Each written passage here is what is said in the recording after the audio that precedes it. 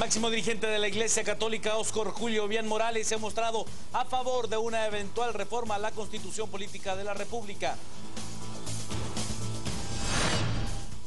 Fuerzas de seguridad capturan a un hombre que portaba de forma ilegal una granada de fragmentación con la cual intimidaba a otras personas.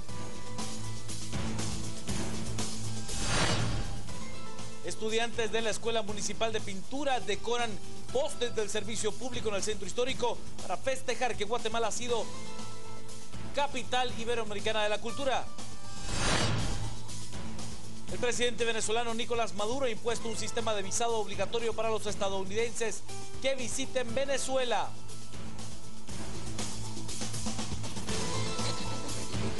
Salud Siempre, el único seguro que cuida de tu familia en todo momento, desde 400 quetzales mensuales, presentó los titulares. Comencemos con las noticias más importantes del día, y es que el máximo jerarca de la Iglesia Católica, Monseñor Óscar Julio Obián Morales, se ha mostrado a favor de una eventual reforma a la Constitución Política de la República. Las noticias nacionales son presentadas por Azúcar de Guatemala.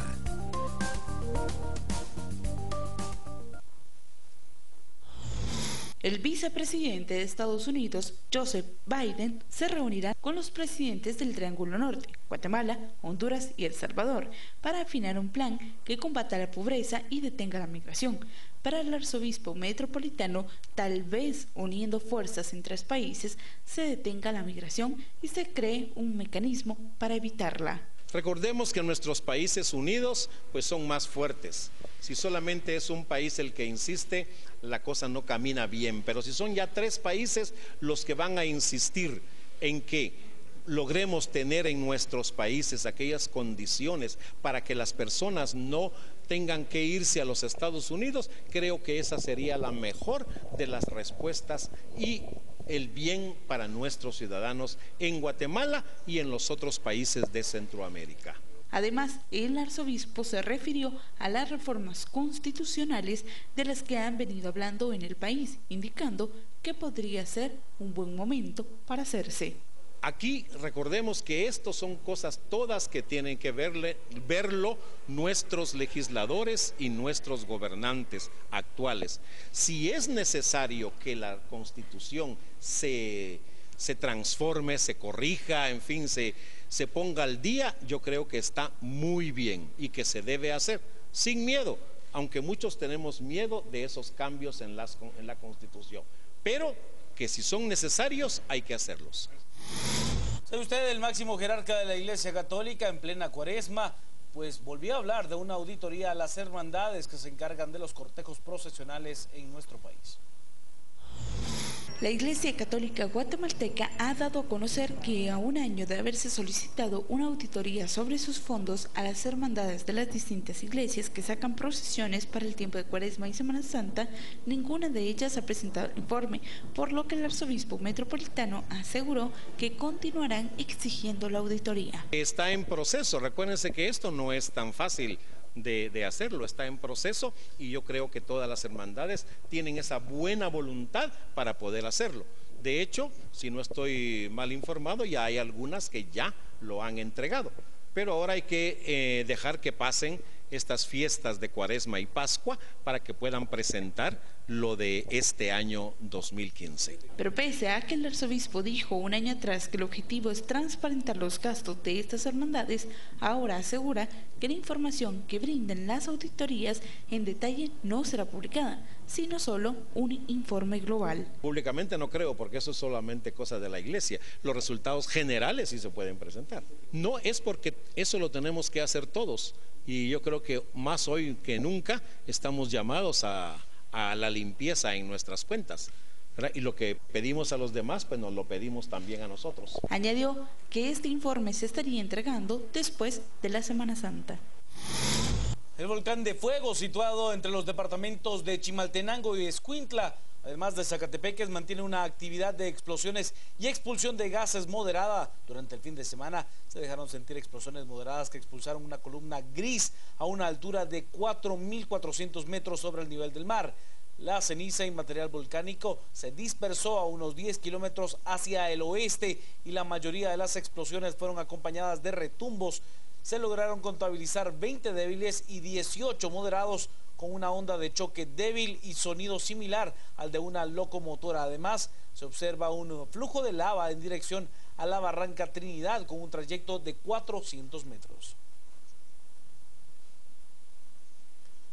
La Escuela de Ciencias de la Comunicación de la Universidad de San Carlos y la comparsa vitalicia de dicha unidad académica de la Universidad de San Carlos, en conmemoración de sus 15 años, donó 500 libros a centros estudiantiles de todo el país con el fin de fomentar la lectura en los niños y adolescentes. Esta actividad se dio en el marco, nuevamente de la llegada de la huelga de todos los dolores. Nosotros como estudiantes de la Universidad de San Carlos de Guatemala queremos entregar un donativo de 500 libros a escuelas e institutos públicos que los necesiten. Se pueden comunicar, nosotros les estaremos proporcionando un correo electrónico por medio de los diferentes medios de comunicación que se han hecho presentes. Estos libros nosotros se los queremos entregar a las escuelas más necesitadas. Como ustedes saben, en el interior de la República, en el centro de la ciudad, hay muchas escuelas que no tienen un pupitre, no tienen un lápiz, un cuaderno, menos un libro. Las noticias nacionales fueron presentadas por Azúcar de Guatemala. Pausa, regresamos con más noticias. Quédense con nosotros, estamos a las 8:45.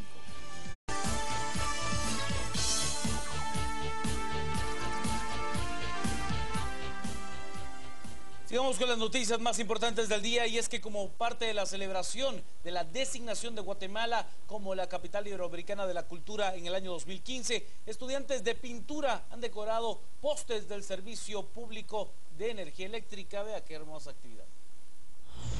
Guatemala este año ostenta el título de capital iberoamericana de la cultura, donde se pretende resaltar la belleza de la ciudad para el mundo. Ante ello, un grupo de mujeres de la Escuela de Pintura de la Municipalidad de Guatemala decidieron pintar los postes con expresiones particulares del país de la eterna primavera. Nosotros presentamos que nuestra idea principal era intervenir postes del alumbrado eléctrico en diferentes sectores, sobre todo en el que era el centro histórico y el aeropuerto internacional La Aurora.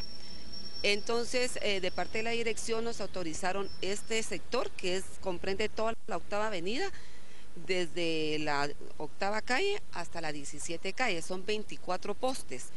Lo que solicitamos nosotros como grupo a la escuela fue que se pintara de fondo blanco, se fondeara todo de fondo blanco de cierta dimensión, y nosotros íbamos a aplicar el color. Sin embargo, aseguró que pese a que el trabajo ya inició, ya hay postes que se encuentran con alguna mancha o escritura. Ante ello, le hace el llamado a las personas a que contribuyan a cuidarlos. Nosotros habíamos solicitado a la escuela que nos ayudaran en la pintada del fondo de blanco. Sin embargo, cuando salimos ya a pintar, precisamente el miércoles pasado, nos encontramos de que haya manchas, incluso algunos que tienen huellas de zapato, ¿verdad?, donde han estado pateándolos.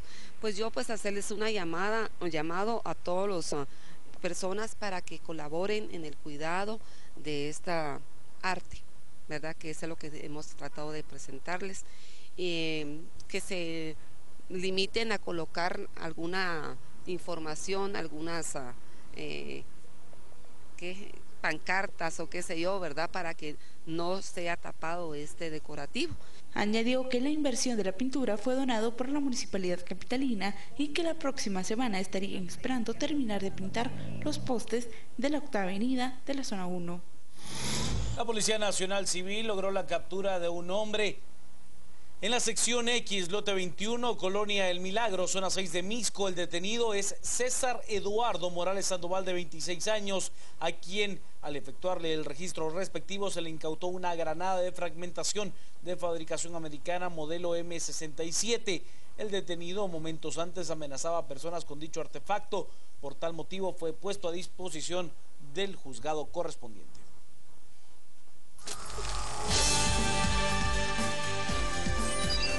Tabaré Vázquez ya es el presidente de la República de Uruguay. En una jornada de solemnidad antigua en Montevideo, sus primeras palabras fueron para reconocer que la vida le ha dado una segunda oportunidad y celebrar 30 años ininterrumpidos de democracia. Vázquez, líder de la coalición izquierdista Frente Amplio, repite mandato tras convertirse en el 2005 en el primer presidente progresista de la historia de Uruguay. Sucede al exguerrillero tupamaro José Mujica, cuya popularidad quedó patente durante las 6 horas de ceremonia de investidura, a las que asistieron 6 presidentes latinoamericanos, el rey Juan Carlos y delegaciones de todo el mundo. La principal ambición de Vázquez, médico especialista en cáncer de 75 años, es implementar políticas para que Uruguay dé el gran salto al desarrollo. Uruguay atraviesa un periodo de bonanza económica con 10 años de crecimiento con cifras superiores al 5%, una fuerte reducción de la pobreza y un desempleo que ronda apenas el 6%. Sobre esta base trabaja desde hace varios meses el gabinete de transición del nuevo presidente. Ejecutivo y eficaz, Tabaré quiere descentralizar el país, construir un gobierno electrónico, lanzar la construcción de las grandes infraestructuras y crear una comisión que aclare el paradero de los desaparecidos de la dictadura de 1973 a 1985. Lejos de retirarse, el expresidente José Mujica ocupará un escaño en el Senado y tendrá un gran peso en las decisiones de la próxima legislatura. En las últimas elecciones, su partido dentro del Frente Amplio, Movimiento Participación Popular, obtuvo la mayor votación de la coalición y por ello será el líder de un importante grupo parlamentario. Más de 20.000 personas participaron en el centro de Moscú en una manifestación en honor al principal líder opositor ruso, quien fue asesinado frente al Congreso. Miles de personas salieron este domingo a las calles de Moscú, capital de Rusia, para protestar por el asesinato del líder opositor Boris Nemtsov, quien fue asesinado a tiros en las inmediaciones del Kremlin el viernes último, un crimen que ha consternado a toda la nación y fortalecido el discurso de los detractores del presidente Vladimir Putin. De acuerdo a varios especialistas, la megamarcha realizada en la capital de Rusia pudo haber marcado el inicio de una verdadera oposición contra el mandatario Vladimir Putin, quien también ha sido objeto de señalamientos por diversos líderes de Europa, tales como el jefe de Estado de Ucrania, Petro Poroshenko. La manifestación masiva en Rusia por el asesinato de Boris Nemtsov incluyó un recorrido por las principales avenidas de Moscú y el lugar donde fue abatido el líder opositor, quien se destacaba por ser uno de los grandes detractores del gobierno de Vladimir Putin, así como de la política implementada en el territorio ucraniano. En jornadas anteriores, el mandatario de Ucrania, Petro Poroshenko, aseguró que Boris Nemtsov había amagado recientemente con presentar pruebas para demostrar la intervención militar rusa en el sector de su país, además de que señaló a quienes podrían haber sido sus verdugos. Por otro lado, el expresidente de la extinta Unión Soviética, Mikhail Gorbachev, aseguró que el caso Nemtsov desestabilizaría a Rusia, mientras que el presidente de dicho país, Vladimir Putin, afirmó que el líder opositor había sido ejecutado por encargo. El balance de víctimas mortales registradas en los últimos días en Afganistán a causa de las avalanchas provocadas por las intensas nevadas ha ascendido a 220, de las cuales 187 muertes han tenido lugar en el norte de Kabul. El presidente afgano Ashraf Ghani ha ordenado a todas las organizaciones responsables que ayuden en las tareas de rescate, entrega de ayuda a los afectados. Las autoridades afganas han advertido de la inminente emergencia humanitaria que sufren en las regiones más afectadas por la mala condición meteorológica, con las nevadas que han dejado algunos pueblos aislados y carreteras bloqueadas.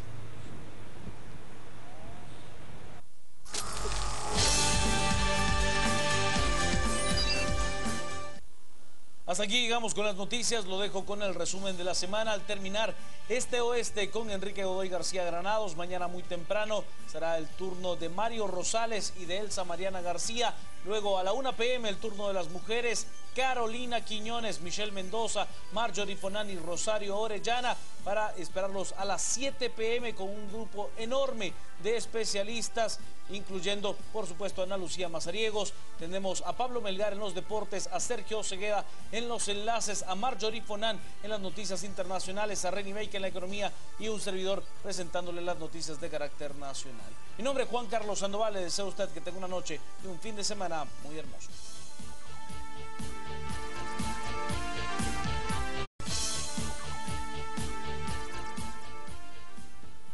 Buenas noches, domingo a las 8:45. Qué gusto estar con ustedes y conversar. Me ven sonriente, pero es que Pedro Trujillo... Tiene frases inteligentes, llenas de sabiduría, llenas de...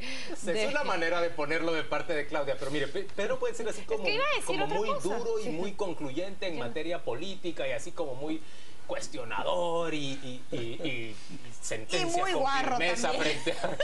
¿O no, pero luego, ya cuando uno habla de la vida real con él, se claro, puede, ¿verdad? Porque pasa en la vida real y pasa en TNT, no, si lo dice ahí el anuncio. Las mías, Paola, perlas de sabiduría, las mías, por favor. Y las de Pedro, no, que... Los míos son frases de sentencia que aglutinan muchos años de experiencia. Y mucha dureza también. Miren, vamos a presentarles el día de hoy, domingo, extractos de las palabras del expresidente Alfonso Portillo pronunciadas el miércoles último, cuando regresó a Guatemala después de 22 meses de prisión en Estados Unidos. Recuerde usted que él completó 5 años de prisión en total, la mayor parte de ese periodo en Guatemala, en cárceles militares, y luego fue enviado primero a Nueva York, luego a Colorado, volvió al país y volvió en términos generales con una bienvenida que le dieron cientos de personas. Él pronunció un discurso. Miren esto que a mí me llamó la atención. Él dijo, he perdido la capacidad de dar discursos, he perdido la práctica de dar discursos. Vaya que la perdió. Después de que habló como 40 minutos sin parar. Y por cierto, lo dijo prácticamente todo en su discurso, y ya cuando le hacían preguntas sonaba repetitivo porque ya había sido dicho en el discurso. Vamos a escuchar entonces las primeras de estas declaraciones suyas que han sido escogidas, y por supuesto usted ya nos verá a nosotros debatiendo en torno a ellas. Adelante, don Alfonso.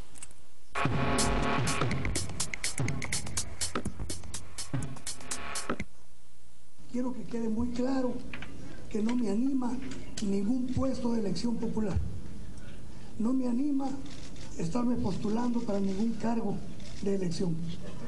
Lo que sí me anima, y estoy dispuesto a dar todo, o todo de lo poco que yo tengo, es que el país necesita cambiar. Hago un mea culpa. Yo soy también responsable, en parte. No traigo odio, no traigo resentimientos, no traigo revanchismos, ni traigo menos sed de venganza. No está en mi corazón eso.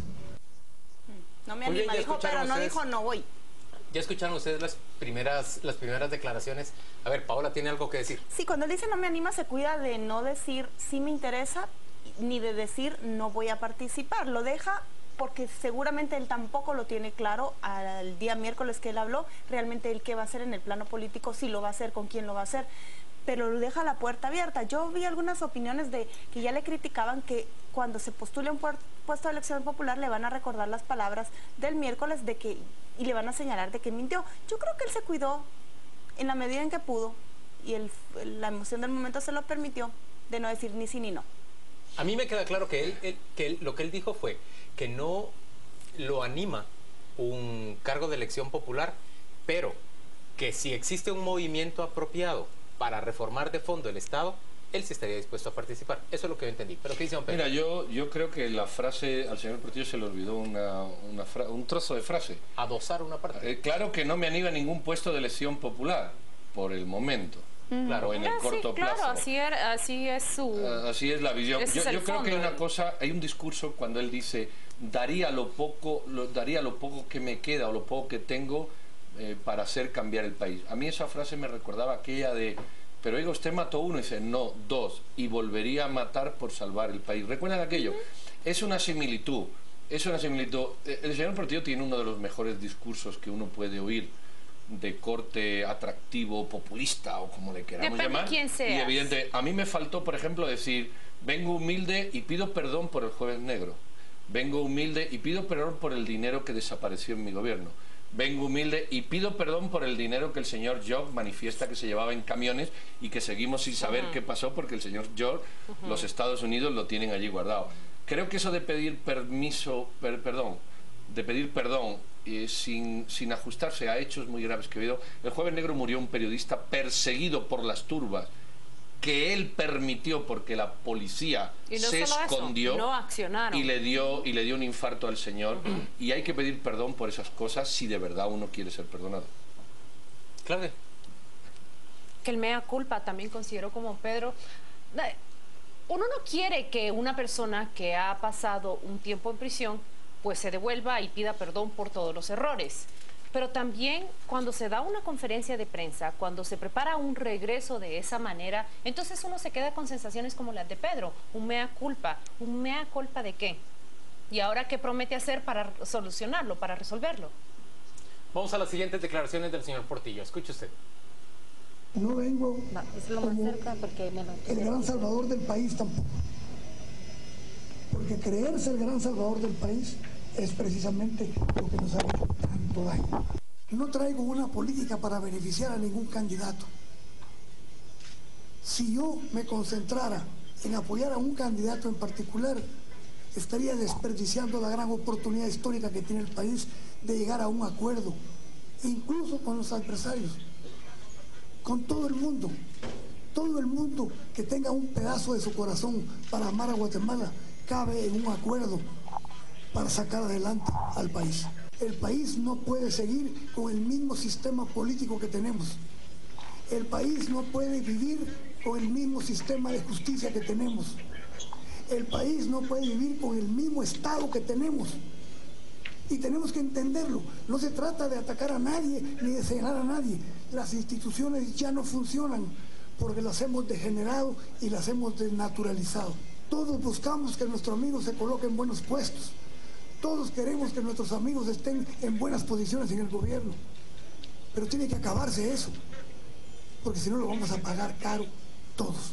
En sus primeras declaraciones estoy completamente de acuerdo. Creo que es un error pensar que la participación de un solo hombre puede transformar completamente la democracia y la política en la que vivimos. Tiene razón Portillo cuando dice yo no soy El Salvador, ni mi endoso con un candidato significa que va a mejorar el país. Cuando habla sobre componer o como participar o como que Guatemala necesita una coalición, una alianza, un movimiento que genere y transforme todo lo que está mal, allí tiene él toda la razón. Ahora, no sé qué papel pretende jugar él en ello, pero lo que yo quiero decir es que no depende únicamente de Alfonso Portillo y ojalá que ese movimiento, si un día se llega a articular, tampoco esté compuesto únicamente por él y el círculo cercano de él y sus adeptos, que sea más plural. Yo en sus dos primeras manifestaciones sí encuentro otro giro. Y me recuerda, y perdón por la comparación, palabras recogidas en la Biblia de Jesucristo. Yo no soy, yo no soy, yo no soy. Yo soy el que soy. A mí me da la impresión de que él está diciendo exactamente lo contrario. Y se está posicionando, yo no soy el Salvador. Eso dice. Para jugar con el discurso a la inversa. Correcto. Yo no traigo la solución para jugar el discurso. Yo tengo todo eso, pero humildemente yo no traigo nada de eso. Yo creo que es un juego muy inteligente. O si le ha salido, yo lo interpreto. O muy espontáneo, pero él juega así. O sea, yo le hago una lectura del discurso. Claro, él no permite preguntas en ese caso. La justicia no funciona, dan ganas de decirle antes o después de que usted lo juzgara. Ya no podemos seguir con instituciones fallidas, antes o después de que usted entrara. Es que él lo hace como que hay un parteaguas de cuando él estuvo y ahora... Sí, pero ahí se involucra, discúlpame, pero yo siento él se involucra que, y si... No, yo ahí no participo en esa opinión, le puedo decir por qué. Yo pienso que como yo lo interpreto, yo vi el discurso completo, el señor está diciendo lo que en realidad decimos nosotros cada domingo. O sea, con este sistema de justicia no podemos seguir. Miren, solo abstráiganse de que lo diga Alfonso Portillo, quien fue juzgado y condenado y todo lo demás. Por cierto, él confesó. Él dice las hemos degenerado. Pero tiene toda la razón. Y tiene toda la razón cuando él dice ya no más compadrazgos. Colocar amigos y colocar compadres es un error. Pero lo dice en primera persona. Se incluye, ya no se trata, se incluye, o sea, y eso es sano. Yo solo de parte puedo compartir de él. eso. Y que necesitamos otro sistema de justicia y otro sistema político es absolutamente... Pero Juan Luis, él no lo está diciendo como lo planteas tú. Él no lo está diciendo como que yo lo hice bien y después todo se descompuso. No, para yo estoy de acuerdo, pero yo sí veo en sus palabras una exclusión. Pero hay más. Esas palabras forman parte de su juego estratégico de tenemos que conformar un cambio que yo puedo pilotar para modificar todo esto que yo empiezo a reconocer que está mal. Es decir, yo no lo veo tan sencillo como, perdón, yo reconozco esto. No, yo reconozco esto porque yo estoy pilotando el cambio. Si no, veríamos a ver si se reconoce. Pero también hay que leerle cuando él dice... Estamos interpretando, ¿verdad? Sí, claro. Estamos opinando... Más bien opinando lo que pensamos. Pero cuando él dice que no va a apoyar a ningún candidato porque eso impediría trabajar en un proyecto de país, que es lo que él propone, podría leerse también si él no apoya a alguien, ¿cómo se traduce eso? O sea, él está diciendo, yo no voy a apoyar a uno, a ver si se traduce, pero solo con el hecho de que él promueva o incline su crítica hacia un partido es tan pernicioso como apoyar a otro partido. Por ejemplo, podemos presumir que él no va a apoyar al líder, que no va a apoyar a la UNE. Eso en la contienda electoral eso tiene mucha importancia y eso también dificultaría trabajar en ese proyecto que él diga por el apoyo que él tiene en este momento. Yo lo que he visto en las palabras de Portillo es una declaración explícita de desconfianza hacia el líder y además de disgusto, le llama un proyecto personalista. No he visto ese mismo tono hacia la UNE. Hay un experto en gestos a quien Quique Godoy entrevistó el jueves por la mañana y en Contrapoder le hicimos una nota para la página web. Y ese experto dice que cuando se le menciona a Álvaro Colom, Portillo tiene un microgesto, dice él, de asco o de rechazo. La ceja así. Pero Portillo, cuando le preguntan directamente si hablaría con Álvaro Colom, hace ese microgesto, pero dice... Con quien sea necesario. He dicho que voy a hablar con todos y también con él tendría que hablar. Vamos a escuchar qué más dice. ¿Qué más dice el señor Portillo? Estoy con mi hija aquí, que quiero que se sienta orgullosa de un padre que cometió errores como todos los padres. Todos nos equivocamos. Regreso como el hijo pródigo. No crean que quiero ser diputado, ni quiero ser alcalde de Zacapa. Más peligroso ser alcalde de Zacapa. Ni quiero ser presidente porque no puedo, aunque quisiera. Pero eso me hace más libre. No hay una sola propuesta que hable de reformar la Constitución. No hay una sola propuesta que hable de acabar con la estructura del contrabando. Y el contrabando no nació en mi gobierno, viene desde hace décadas. ¿Cómo no voy a entender hoy que la participación del sector privado es importante? Yo me peleé con ellos y nos confrontamos y nos dijimos de todo. Fue un error. Tal vez hubiera podido hacer más cosas si no me enfrento al sector privado. Yo no sé si el sector privado se puede hacer también una autocrítica en el sentido de la confrontación conmigo, pero eso ya pasó. El sector privado es fundamental, es el que invierte, es el que genera empleo, es el que da vida a la actividad económica. No puede hacerse ningún proyecto político si no está de acuerdo el sector privado. La corrupción ni empezó conmigo ni terminó con mi encarcelamiento. La corrupción es endémica en el país desde hace muchos años. Claro, había que dar el ejemplo con alguien que no se plegó a algunas políticas y bueno, el ejemplo fui yo. ¿Qué piensan ustedes de estas últimas palabras? Mira, yo creo que él aquí lo que hace es volver a confrontar al sector privado. Y dice textualmente, porque yo veo los empresarios cines, pero yo me enfrenté al sector privado. Y eso es un mensaje para la gente que de alguna manera ve ese enfrentamiento como algo positivo. Pero, y agrega... Pero sumas eso, sostenerse eso a pesar de que él está diciendo, fue un error de mi parte haberme confrontado. Sí, él dice, yo me enfrenté al sector privado. Ese es el mensaje que posiciona. Y luego dice, sin el sector privado no se puede hacer, y termina diciendo, nada se puede hacer si el sector privado no está de acuerdo.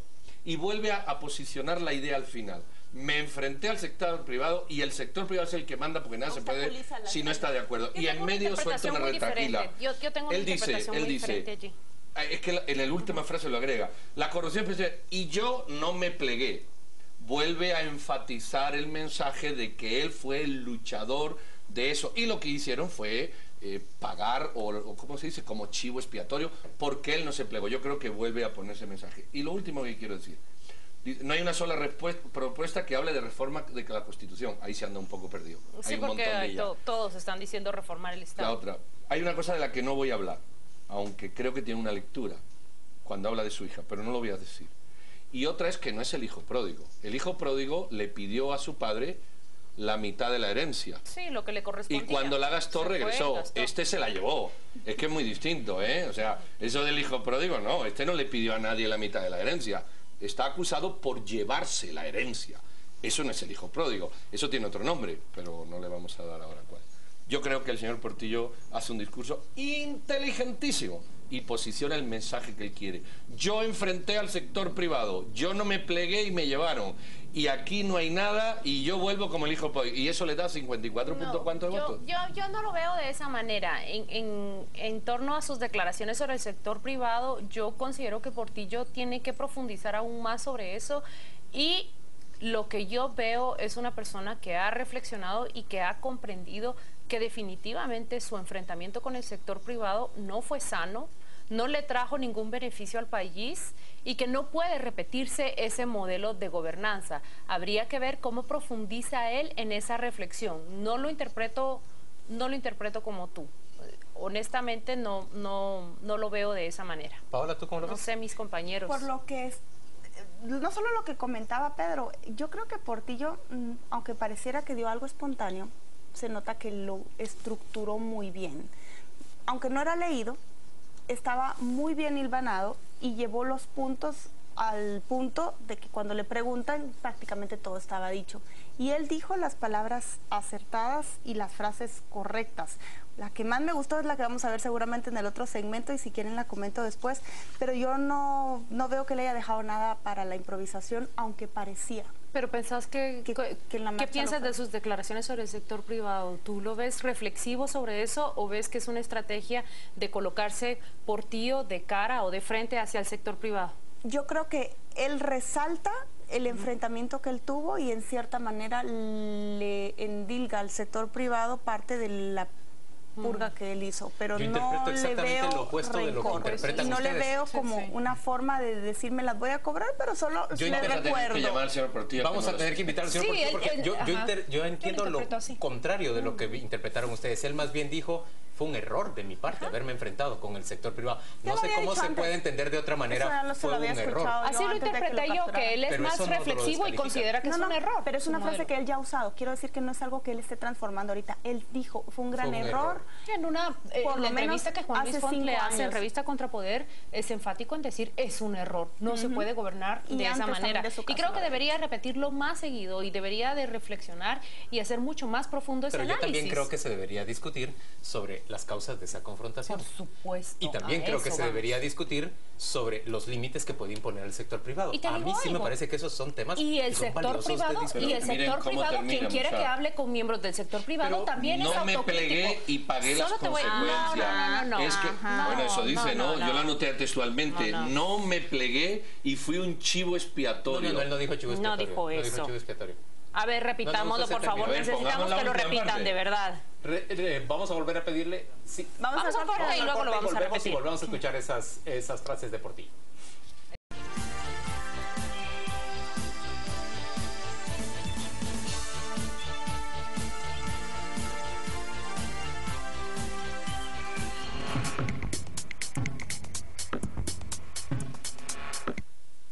Estamos de vuelta en domingo a las 8:45. Queremos volver a escuchar esas últimas palabras que ya oímos de Alfonso Portillo respecto a su relación con el sector privado. Adelante, por favor.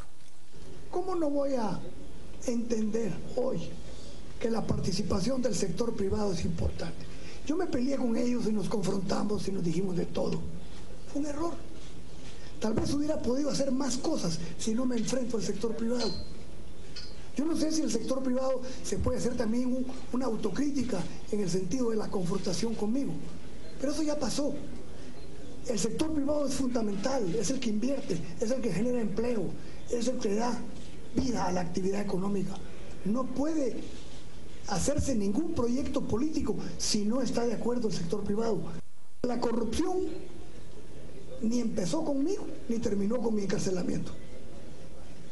La corrupción es endémica en el país desde hace muchos años. Claro, había que dar el ejemplo con alguien que no se plegó a algunas políticas y bueno, el ejemplo fui yo. Muy bien, ahí están ya las declaraciones. ¿Quieren ustedes replantear lo que escucharon? Mira, yo lo que quiero... Bueno, nosotros estamos, entiendo que pensando lo mismo. Yo sí reconozco y veo que Portillo admite que fue un error gobernar de esa manera. Y lo que yo encuentro necesario es que se profundice mucho más sobre esa reflexión. Pero también me gusta la parte en la cual él dice, me gustaría que el sector privado fuera autocrítico. Cuando uno habla con miembros de ese sector privado organizado, pueden ser autocríticos y también lo consideran un error. Haber creado esa confrontación entre presidente, llámese como se llame, ahora se llama Alfonso Portillo, o se llame Álvaro Colom, se llame Óscar Berché, o se llame Otto Pérez Molina, es un error para el país. No ganan ellos y no gana el país. Bueno, yo te voy a decir una cosa. Yo creo que él ahí dentro del discurso de reconocer la frase textual que he copiado, no puede hacerse ninguna política pública textual, si no está de acuerdo el sector privado. Pero no y dijo ahí termina. Dijo, no se puede hacer ningún proyecto político, perdón, si no está de acuerdo el sector privado. Esa es su frase final. Ajá. Para mí está posicionado. Los mensajes que él posiciona, claro, no puede llegar a decir, uno, no estoy de acuerdo, dos, él le da una retórica. Yo me enfrenté al sector privado, posicionamiento número uno. Todo el que crea eso, que me vote. Posición número 2, reconozco que el sector privado tiene que hacer autocrítica, reconozco que fue un error, reconozco que podía haber hecho más cosas si no me hubiera enfrentado, vuelve a dar y termina diciendo este tema. Y al final dice, la corrupción ni empezó ni terminó conmigo, pero había que pagar con alguien. Y ese alguien fui yo, y agrega, que no se plegó. Entonces, para mí, él construye, él empieza un discurso, pero termina construyendo un yo salvador del tema. Bueno, porque él redondea la idea inicial con la final y en el centro pareciera como que se exculpa o exculpa a sus adversarios. Sí, pues pero miren, yo no planteo lo yo creo que mis compañeros rizan el rizo a partir de su inmensa desconfianza y su inmensa confianza hacia el sector privado y su inmensa desconfianza hacia los políticos. Pero yo creo que el discurso de Portillo se lee mucho más fino de lo que lo estamos haciendo acá y lo que se ha hecho a lo largo de esta semana. El discurso de Portillo tiene entre líneas que presentan un mensaje más... ¿Creen que es tal genio que sus palabras están milimétricamente planteadas? Pero sí es un genio natural que lo hace. Pero él posiblemente no lo ha preparado, pero lo transmite muy bien. Yo te voy a decir algo. Pensaba ahora mismo cuán diferente es este discurso de Alfonso Portillo cuando él era candidato allá por 1999. Yo nunca cubrí a Alfonso Portillo como presidente, pero sí lo cubrí como candidato a la presidencia. Es completamente distinto. Ese discurso del cual tú hablas, donde él se posiciona de cara al sector privado, ese sí que existía en 1999. Ahora no. Y solo quisiera agregar, tú subrayas muy bien ahí cuando él dice no puede iniciarse ningún proyecto político si está en desacuerdo el sector privado. Pero antes de ello él dice, este sector es el que genera, es el que produce, es el que provoca los empleos, lo necesitamos. Así lo interpreto yo, pero ¿saben qué es? No está en condiciones de llegar al aeropuerto y empezar a hacer el discurso de incendiario. Pero lo cierra diciéndose que él no se plegó. Eso es que gira. Yo creo que él revierte. Circular el de Portillo. Le lava la cara a un discurso confrontativo menos directo. Bueno, no sé. Veamos más declaraciones del señor Portillo. Pero me parece más fino. Yo creo que hemos llegado al final y nos toca ahora... Tenemos unas pocas declaraciones más del señor Portillo, ¿no es así? No, yo creo que no tenemos unas declaraciones respecto de CICIG. Pero tenemos ahora tenemos ahora prácticamente un nuevo... Pedro Trujillo, según entiendo yo. Adelante, don Pedro Trujillo. Usted nos presenta el debate sobre CICIG. Ustedes saben que se está manejando ahora la continuidad o no de CICIG. Yo quiero poner sobre la mesa argumentos sueltos. Argumento número 1, el presidente Pérez Molina dijo no. Habrá que ver si ese no es tan contundente como lo dijo no. Argumento número 2, creo que hay una tercera etapa de CICIG absolutamente diferente a las dos anteriores, con un comisionado mucho más jurista y mucho más ponderado, medido y menos mediático. Eso es el argumento número 2. Argumento número 3, CICIG ha huido o no le ha entrado realmente a los poderes paralelos. Le ha entrado a muchas cosas, pero no a los poderes paralelos. Y entonces creo que también se puede poner sobre la mesa si se queda o no, ¿qué va a ser? ¿Va a pasar capacidades? Si se va, ¿cómo quedan las capacidades? Y si se queda, si realmente le va a entrar a los poderes paralelos. Es que hay poderes paralelos. Sí le ha entrado a los poderes paralelos. Bueno, yo creo que hay un discurso ahora que yo te voy a decir una cosa. 2 ejemplos. Los PAJOQUE. Eso. Ministerio no interviene, policía no interviene, asesinan a 6 y hay un grupo de población A, que B, que C, con cementerio y no. Ahí hay 600... Bueno, ¿por qué no le entran a eso? ¿Por qué no entra a San Pablo? ¿Por qué no le entra a la financiación de partidos? Solo una pregunta, Pedro. No sé. ¿Acaso lo que ocurrió en Los Pajoques o lo que ocurre en las hidroeléctricas, Huehuetenango, Santa Cruz, Varillas, corresponde esto a cuerpos clandestinos paralelos al Estado? Yo creo que sí. Habría que responder. Muy bien, yo creo que sí. ¿Tú crees que sí? Por eso pero me digo. parece que eso es necesario hacer una investigación. Yo te puedo presentar un caso en el que sí se ha producido, y es el caso de Lima, ¿Qué perdón. caso? A ver. Pero en el caso de presidios, ellos han venido concretamente y han establecido, miren, este es un grupo que está trasladando bajo el liderazgo del señor Lima a reos de un sitio a otro usando una estructura del Estado y logra, bueno, presentar suficientes pruebas para que se abra proceso penal en contra de esa persona. Y perdón, pero los involucrados o los directamente señalados son también funcionarios de gobierno. A mí me parece que ahí sí cumple de sobra con su función. No, y te voy a decir cuando va, perdóname, cuando va después con el caso del señor Mendoza, en donde el Estado, vía Ministerio Público, vía Policía Nacional Civil, francamente no se atrevía a tocarlo o estaba en complicidad con él para no tocarlo y permitirle que asolara esa región completa, el clan de los señores Mendoza. A mí me parece que ahí también sí cumple con su función. No estoy diciendo que no, pero te voy a decir una cosa clarísima. Es inconcebible hablar del caso Lima y obviar el caso ministro de Gobernación. Es inconcebible que se pueda comprender que 2 directores de prisiones seguidos hayan sido cesados por corrupción, que un preso como el señor Byron Lima controle las cárceles y ahí terminar la investigación. Pero eso no, es... pero perdón, estás en un error cuando decís que termina la investigación, porque el propio señor Velázquez ha dicho aquí que ese es un proceso en marcha. Yo sé, pero un proceso en marcha que no se va a cerrar, discúlpame. Pero si termina habiendo vinculación del ministro de Gobernación, pues se procesará al ministro. No va a terminar, no va a ocurrir eso. Pero es que no, eso no va a ocurrir. No, es que no va a ocurrir. Es que sí tenía que haber dejado esa duda razonable, porque es inconcebible que un ministro... Espera que termine la idea. Es inconcebible que un ministro, 2 directores de prisión y un preso, por 3 años, no por 1, por 3 años le administren la prisión y de pronto alguien descubra que eso fue así. Las investigaciones de sí, el problema que yo le pongo es que se quedan en el límite de la decisión política. Sí, 2 investigadores me dijeron a mí en Madrid, puede ser verdad, puede ser mentira, lo podéis creer o no. Sí pactó con el gobierno de la UNE qué investigar y cómo. ¿Por qué? Porque el día que sí realmente investigue que narcotráfico ha financiado a este gobierno, que lo ha hecho, y 4 están entregados en Miami hablando de eso, el día que sí diga eso, sale al día siguiente. ¿Por qué? Porque entonces sí toca las estructuras de poder de este país. Está saliendo ya. Esa es la historia. Y eso es lo que yo quiero que haga Sisi, que destruya esas estructuras, que no se atreve a destruir. Yo creo que con tu argumentación tú estás dando la razón de que CICIG debe quedarse, porque si desconfías de que CICIG llegue, perdón. Sí, yo he dicho que mientras le entren a eso no tengo ningún problema. Pero si CICIG ha tomado en algunos casos decisión de llegar a procesos que lindan con esos límites políticos, mira la que se le arma. Pero no lo va a pasar, Juan Luis. No, pero por ejemplo, cuando toca el tema de las muertes en Pavón, se le viene medio mundo encima. Tú sabes que desde Pavón siguen saliendo los mismos mensajes que salían antes. Tú sabes que desde Pavón se sigue gestionando exactamente igual. Pero también hay una diferencia, el dinero ya no vale lo mismo. Pero también yo creo que es del Estado. Y es responsabilidad de algo que le compete al Estado de Guatemala. No los quiero interrumpir, por eso se las pido.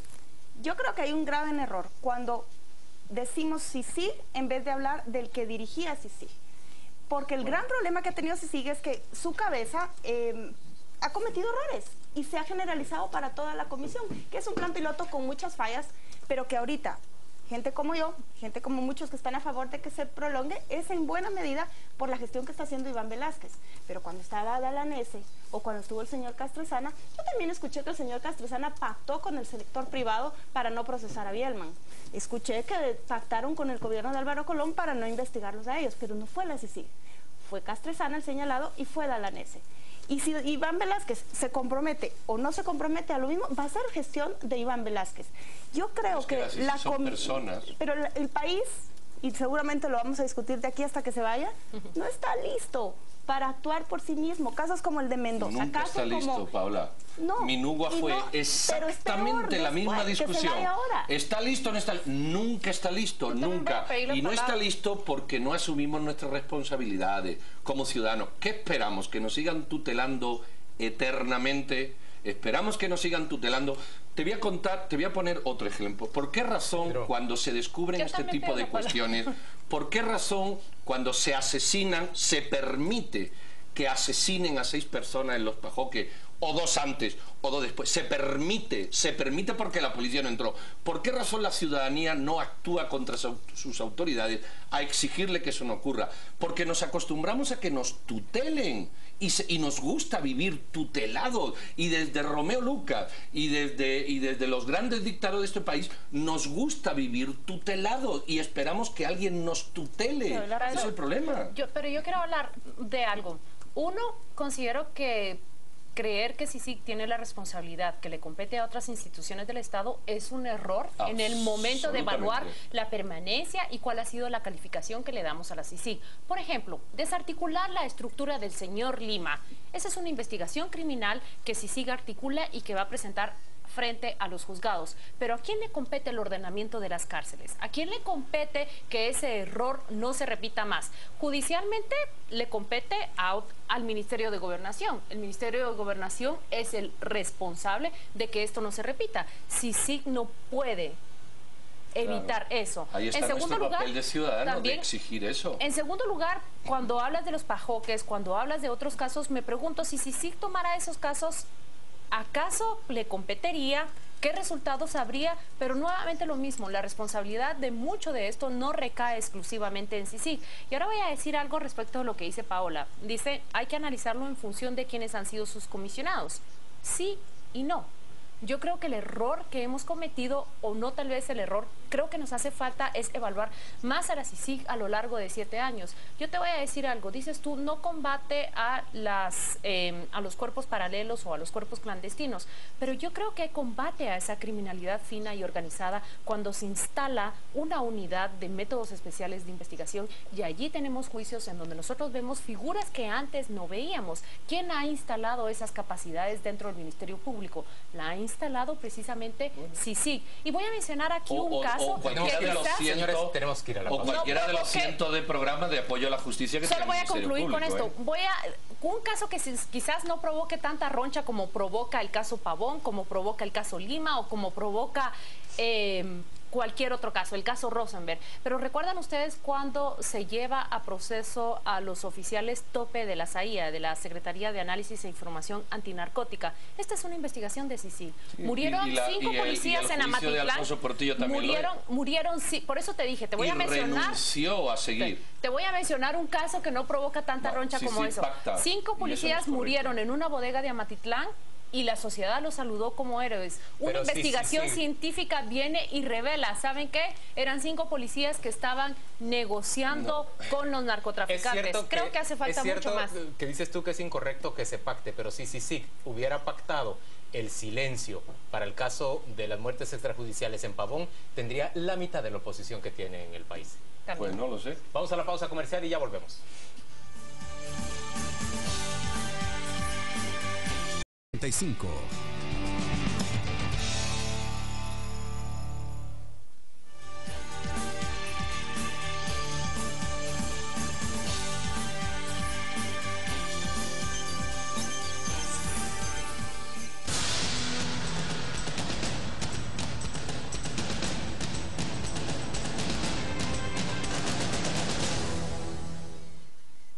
Muy bien, arrancamos con este segmento en el que le damos adelantos del proceso electoral. José Ángel López, expresidente de Anacafé, expresidente también del Banco Rural. Él es un cooperativista que ha cultivado café por muchos años en la región de Huehuetenango, pues se ha convertido en el aspirante a la presidencia de la República del Partido Encuentro por Guatemala, pero no solo se convirtió en el aspirante, sino que se sumó al partido y sumó junto a él a un grupo importante de cooperativistas también y de allegados suyos. Por cierto, su familia entera se inscribió en el partido. Yo no sé si reírme o llorar en estas cosas. Es que, en serio, es un empresario exitoso que, por cierto, tuvo unos contratos muy jugosos de parte del Ministerio de Gobernación, creo recordar, ¿verdad? Por el tema de las cámaras, ¿no fue ahí? Por el tema de... No lo recuerdo tampoco. ¿No? Bueno, yo cuando un empresario de pronto le da estas ínfulas políticas, arrastra ahí a sus amigos, a la familia, a toda la historia, a mí me hace gracia por una razón, porque alguien que es exitoso en los negocios, digo yo, como yo, ciudadano que voy a votarle, pensará que me va a transmitir a mí que es un eficiente gestor político. Es como si yo, que soy un buen nadador, me postulo para un concurso de belleza. Total, si nado bien, ¿por qué no puedo ser guapo? Pero eso Total, si no, ¿me entiende? Y esto lo que hace es desprestigiar a la política. ¿Por qué? Porque cualquiera se presenta y llega uno y dice, yo soy yo voy a ser presidente de este país. Bueno, usted ha hecho función pública. Pero entonces no, usted conoce siquiera los mecanismos. A ver, no. Pedro, pero entonces tu idea es que los cuadros que se dediquen a hacer política deben ser personas que deben asumir la política como una profesión. Bueno, de eso hay un libro. A lo largo de su vida. De eso hay un libro. Y si no, al menos... Eso en Guatemala se le criticaba inmensamente, por ejemplo, a Vinicio Cerezo. Yo en buena medida estoy de acuerdo con vos. No veo nada de malo en que se sumen personas, por ejemplo, que vienen del sector productivo, que vienen del sector académico. Cualquiera puede hacer una maestría en algo, no hay ningún problema. Cualquiera puede hacer un doctorado en algo. El problema está cuando tú te sumas de la noche a la mañana. Ese es mi problema. Ahora, si tú eres periodista, tú eres torero, tú eres arquitecto o tú eres empresario, no importa, o tú eres humorista y tú te dedicas a la gestión pública, municipal, luego departamental y luego nacional, bueno, dices, bueno, ha adquirido una experiencia que le permite eficientizar la gestión. Digo yo, como en cualquier profesión. El problema es cuando alguien se levanta y dice, mira, yo soy un excelente, el señor Mulet, yo soy un excelente... director de Naciones Unidas y ahora voy a ser presidente. Dice, bueno, ¿por qué de una cosa se pasa a la otra? Entonces se desprestigia. Es que creo que le falta a José Ángel López, le falta tarima y le falta ruedo. Y se le nota como yo decía, en entrevistas torero, cuando sí le falta, o ring o ruedo, como querrás llamarlo. El señor carece de eso que necesitas cuando quieres competir en una campaña como esta. Pero yo lo que creo es lo de los negocios, perdón, no, lo de los negocios que dije, lo quito, confundí yo el nombre. Solo para dejar constancia, Regina, presenta la segunda noticia. Vamos rápidamente con la nota de un futbolista o exfutbolista, por cierto, popular y caedor bien, Gonzalo Romero, Chalo Romero, que ahora podría ser candidato a la alcaldía por parte del partido Visión con Valores. Chalo Romero, del fútbol, el cual se encuentra ya retirado, a la tarima política también, como alcalde metropolitano. ¿Qué piensa Claudia Méndez? Ay, qué diplomático. Lo que quiero decir es que Paola decía que tal vez a José Ángel le hace falta tarima y elocuencia. Y Juan Luis presenta a Gonzalo Romero como alguien que es simpático y cae bien. Uno puede tener lo que al otro le carece, pero ninguno de los dos tiene experiencia estatal. Y lo que uno necesita para la gente que llega a ser alcalde, gobernador o presidente es alguien que conozca el Estado y que tenga idea de cómo funciona ese Estado y cuáles son las necesidades del país. Yo, por cierto, no creo que José Ángel carezca de conocimiento respecto del Estado. Digamos, dirigiendo una entidad como la Asociación Nacional del Café o dirigiendo también cooperativas de... Le garantiza más conocimiento de país, fíjate, pero administrativo, estatal... No necesariamente. ¿Tú crees que él permitiría que tú te presentaras a la dirección de Ban Rural? No, en serio. ¿Tú crees que él permitiría que tú te presentaras a la dirección de Ban Rural? Ahí está. ¿Qué se busca cuando se... ¿Qué calidad puedo tener yo para dirigir un banco? Es que ese es el punto. Cuando un futbolista, por muy excelente persona que sea, pero, señores, cuando un director de banco, por muy maravilloso que sea, pero señora, la Constitución dice que todos tenemos derecho a elegir y a ser electos. Eso estamos de acuerdo, yo estoy de acuerdo, pero escucha, eso no quita que yo no pueda hacer una crítica del que pretende que yo lo vote preguntándole cuál es su capacitación en esto. Su expertise para su expertise. ¿Por qué usted piensa que puede dirigir el país y yo dentro, cuando usted rechaza que yo pueda dirigir el banco con usted dentro, que es ínfimamente más, o jugar un equipo de fútbol? Es decir, hay capacidades y calidades que se tienen o se ganan. Entonces, lo malo de la política, y de ahí el desprestigio, es que cualquiera, desde cualquier inepto hasta cualquier apto para otra cosa, piensa que puede dirigir los destinos del país con eficiencia y nos lo venden. Esa es mi crítica. Creo que es una crítica de autocensura moral en ese aspecto, hombre. Claudia Méndez nos presenta la fuente reservada. Claro que sí, vamos a verlo. Tiene que ver con una noticia que nosotros presentamos hace 8 días. Vamos a ver la fuente reservada de este domingo. ¿No hay cortinilla para este? Bueno, yo se los presento de inmediato.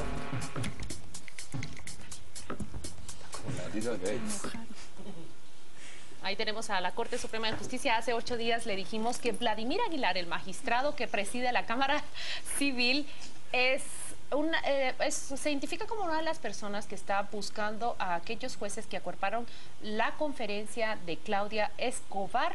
¿Y qué ha sucedido? En pantalla tenemos a Patricia Gámez, ella es jueza de instancia penal en Antigua Guatemala. Es uno de los casos que podemos revisar allí. Vladimir Aguilar ha negado que existan esos traslados, lo ha negado a través de mensajes que han llegado hasta este programa y ahí mismo... Le invitamos, pero se abstuvo de participar en una conversación sobre este tema. Exactamente, ahí vemos nosotros ese traslado. Es una de las juezas que ha sido trasladada y se dice que se va de Zacatepeques al Tribunal de Huehuetenango. Dicho sea de paso, Patricia Gámez ha sido una jueza de impacto. Su traslado no se puede ordenar así como así, porque es una persona que al enfrentarse a grupos de criminalidad organizada, el organismo judicial está obligado por decreto y por ley a velar por la seguridad de donde sean dirigidos estos juzgadores. Ahí está Vladimir Aguilar. Hemos recibido también noticias de otros jueces que se han visto afectados y vamos a enumerar a 2 más. Está la directora del Archivo General de Protocolos en la región de Quetzaltenango. Ella no fue electa, pero participó en las comisiones de postulación y fue una persona que individualmente, sin adscribirse a ningún movimiento, a ningún grupo, planteó un recurso en contra de la elección de magistrados de Corte Suprema de Justicia y Corte de Apelaciones. Bien, ella ha sido despedida. Y tenemos un tercer caso que es el de un juez. Él declaró uno de los recursos. ¿Recuerdan que Alfonso Carrillo planteaba recurso tras recurso contra las comisiones de postulación? Pues un juez que era suplente y que le tocó conocer uno de esos recursos y que ordenó que se repitiera o que se detuviera una fase de la elección de magistrados, también ha sido trasladado. De la capital ha sido movido a Nevaj Quiché. Julio César González es su nombre. Son 3 casos que se presentan a nuestra sala de redacción y que presentan de la siguiente manera. No es que un juez no se pueda movilizar de un lado a otro, pero existen reglas y procedimientos para que así suceda. La entidad encargada de la misma es el Consejo de la Carrera Judicial y esos traslados no se pueden dar arbitrarios, así como se han dado. En el caso de la jueza Patricia Gámez tenemos entendido que ella se encuentra suspendida porque padece de una enfermedad y simplemente ha sido notificada que debe dejar Antigua Guatemala para Huehuetenango. Yo aquí quiero decir una cosa.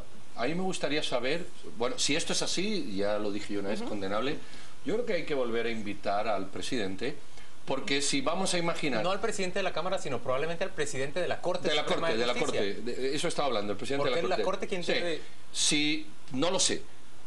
Si de 20 jueces que apoyaron esto han sido trasladados solo 3, ver si hay una dinámica de traslados que afecta a otros. Porque antes que esos jueces, el que estaba en Huehuetenango también estaría por algo. No sé si me explico. Pero yo estoy de acuerdo contigo, hay que verificar si eso es así.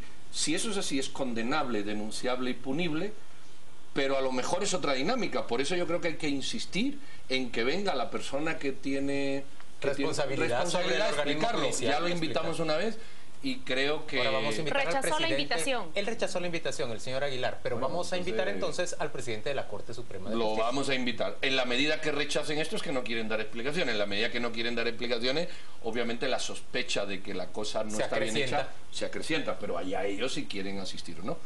Yo creo que el señor Aguilar tiene la razón cuando nos manda a decir por mensajes de terceros que nosotros no estamos presentando las pruebas que lo identifiquen a él como el que está promoviendo estos traslados. Y él niega que lo está haciendo. También creo que cuando varias personas nos han identificado al señor Aguilar como el más interesado en documentar quiénes estuvieron en esa conferencia de prensa, para él es muy sencillo decir, no, yo no soy, pero no quiere dar entrevista ni a Claudia ni a mí para explicarnos ni a la revista ni al canal sus argumentos de defensa, a pesar de que estas fuentes nos aseguran que ha sido él. Sin embargo, le doy la razón, porque en este momento lo que tenemos son estos casos que ha presentado Claudia, que al final lo que identifican es un posible interés de esta Corte Suprema de Justicia de cobrárselas con quienes intentaron desplazarlos de los puestos que ahora ocupan. Hablemos con el presidente de la Corte. Deleguemos a Juan Luis. Más allá de creer que es un posible interés de trasladarlos, los hechos son de que han sido trasladados. Quiero dejar claro que el traslado de un juez puede ser una actividad normal dentro de un organismo judicial, pero para eso se tiene una ley de la carrera judicial. No, y un criterio, puede explicar el criterio, claro. porque el criterio y es lo que nosotros hemos estado preguntando. Son 3 de un movimiento, aunque fuera uno.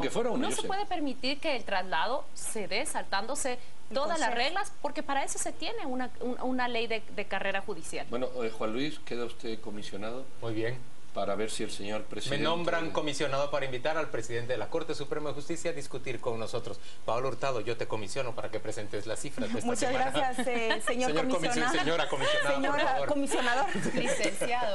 Gracias, licenciado. Miren, esta cifra es de un tema que seguramente ustedes habrán comentado, pero es esta pequeña niña con un estómago de 7 meses de embarazo que fue rescatada en Chiquimula con sus hermanitos.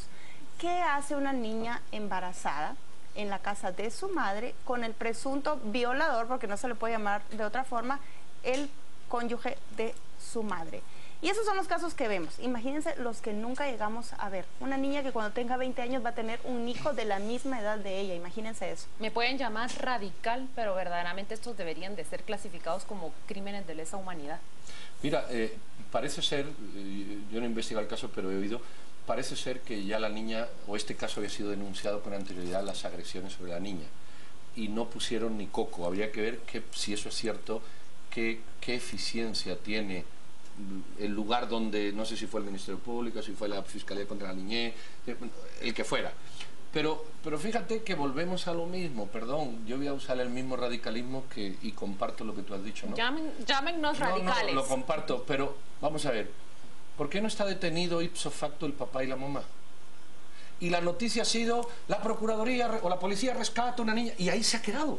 No he visto un solo artículo, y eso es lo que a mí me preocupa como sociedad, perdón que insista, ni un solo artículo que la sociedad reclame que ese desgraciado violador, criminal, que es el padrastro, y la madre que lo consiente, no nos engañemos, con igual responsabilidad, vayan en ese momento a prisión sin mediar ni una palabra, como quien agredió a la policía municipal, a la señora esta policía municipal. No, que no sea. Entonces la sociedad no se discute, no se cuestiona en las noticias por qué el padre o el padrastro y la madre no están en prisión. Entonces, claro. ¿qué queremos?